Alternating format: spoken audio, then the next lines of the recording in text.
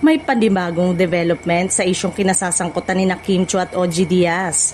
Ayon sa mga ulat, nakipag-ugnayan umano si OG sa isang ABS-CBN executive upang maiparating ang kanyang kahandang makipag-usap kay Kim Chiu.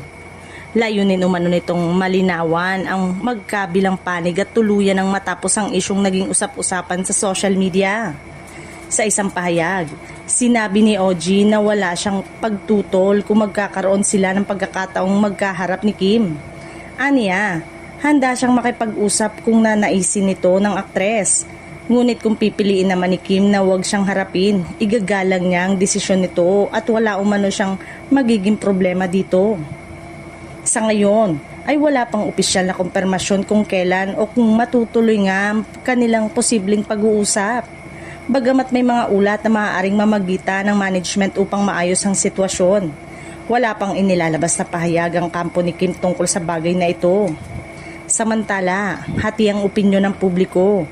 May mga naniniwalang mas makabubuti kung magkakaroon ng personal na pag-uusap ang dalawa upang tuluyan ng matapos ang issue.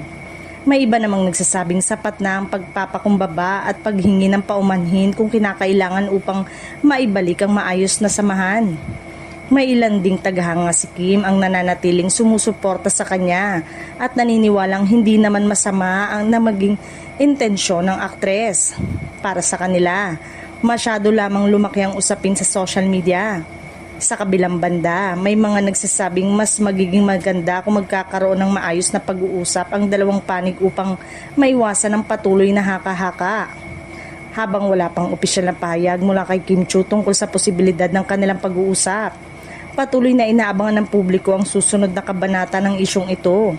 Umaasa ang marami na kung sakaling magkaharap ang dalawa, mauuwi ito sa maayos na pag-uusap at tuluyang matatapos ang kanilang hindi pagkakaunawaan.